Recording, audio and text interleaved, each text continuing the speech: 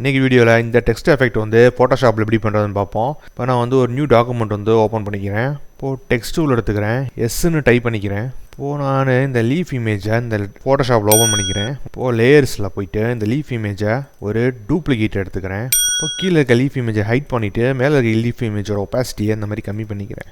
Object selection tool எடுத்துக்கிறேன். எடுத்துகிட்டு இப்போ நான் செலக்ட் பண்ணுற மாதிரி இந்த மாதிரி லீஃப்ஸை செலக்ட் பண்ணுங்கள். இப்போ இந்த மாதிரி செலக்ட் பண்ணிக்கிறேன். லேயரில் போயிட்டு இதை வந்து மாஸ்க் பண்ணிக்கிறேன்.